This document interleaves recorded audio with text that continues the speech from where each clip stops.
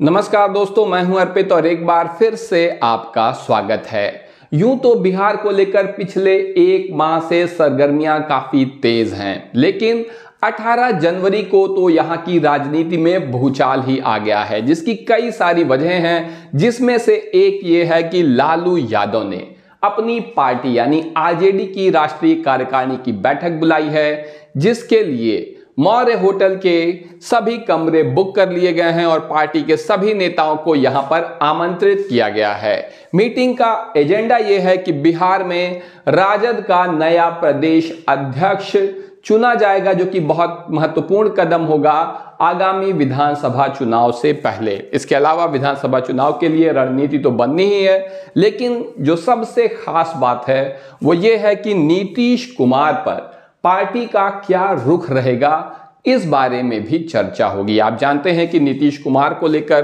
पिछले काफी समय से कयासबाजियों का दौर चल रहा है कि वो पलटने वाले हैं, इधर जाने वाले हैं, उधर आने वाले हैं।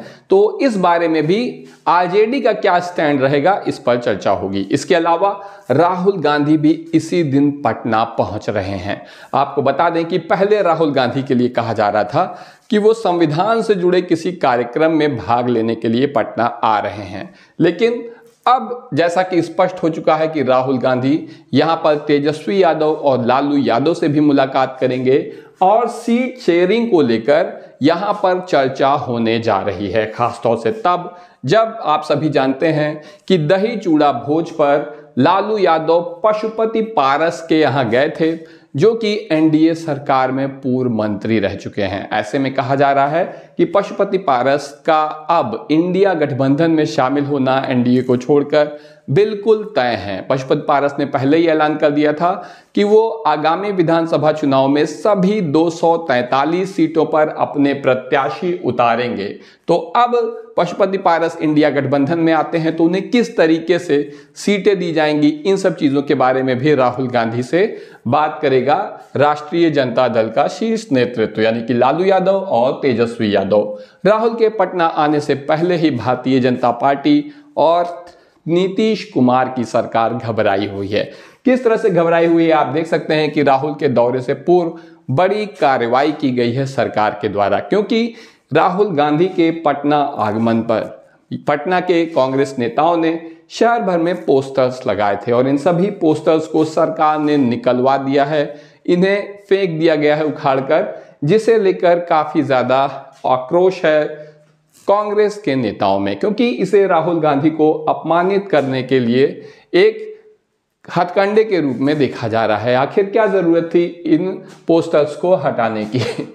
एक बात और देखी जाए तो ये बिल्कुल स्पष्ट है कि भारतीय जनता पार्टी जरूर असहज है। और क्यों भाजपा की नींद उड़ी हुई है, इसके पीछे भी कई वजहें हैं। पहली वजह यह है कि अगर पशुपति पारस को राहुल गांधी ने इंडिया गठबंधन में शामिल कर लिया तो पासवान समाज का वोट, जो कि लगभग 6% वोट है, वो बीजेपी से और एनडीए गठबंधन से दूर जा सकता है, जो कि चुनाव परिणाम को बुरी तरह प्रभावित करने की क्षमता रखता है। इसके अलावा नीतीश कुमार को लेकर पिछले कई दिनों से लालू यादव की तरफ से भी और बहुत से नेताओं की तरफ से बयान आए थे कि उनका स्वागत है इंडिया गठबंधन में, लेकिन अब लालू यादव ने भी स्पष्ट कर दिया है कि नीतीश के लिए हमारे दरवाजे अब बंद हैं, उनके लिए अब वापस आना मुमकिन नहीं है। ऐसे में तेजस्वी यादव ने अपना चुनावी अभियान शुरू कर दिया है और उनकी जो सबसे खास योजना है इस चुनाव को लेकर वो ये है कि सरकार बनने पर महिलाओं को हर महीने 2,500 रुपए दिए जाएंगे।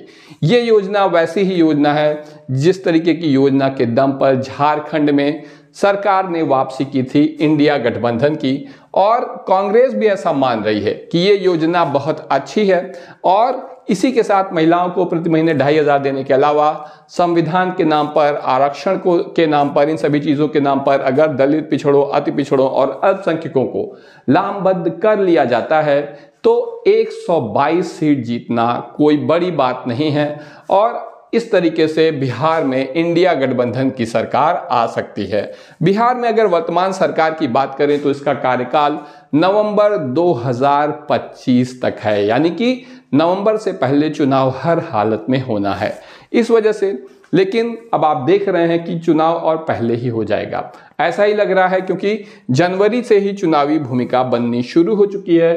तेजस्वी यादव तो पूरी तरह से इलेक्शन मोड में जा चुके हैं।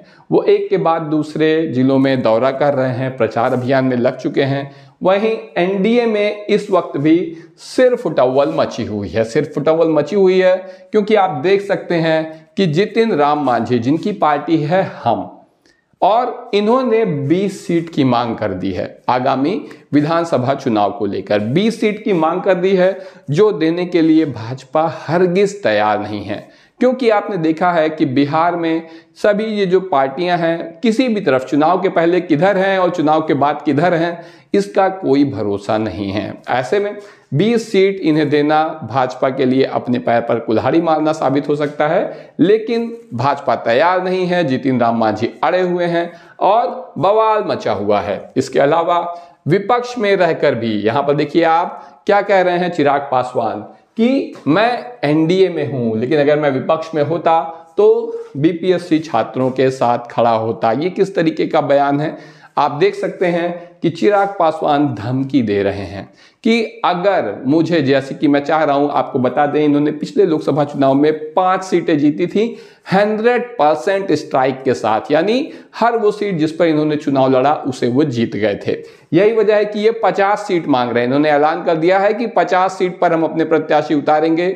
जब भाजपा 20 नहीं दे रही है जितिन राम मांझी को, तो इन्हें 50 कैसे दे सकती है, जिसे लेकर तेजस्वी ने, माफ करिएगा, चिराग ने अपना रुख कड़ा कर दिया है। इनका कहना है कि 50 सीटें तो चाहिए ही। अब ये दिल्ली की राजनीति में नहीं बल्कि बिहार में पैर जमाना चाहते हैं, जिसके लिए ये मंत्री पद को लात मारने की बात भी कर चुके हैं और बिहार में ही आकर आगामी विधानसभा चुनाव लड़ेंगे।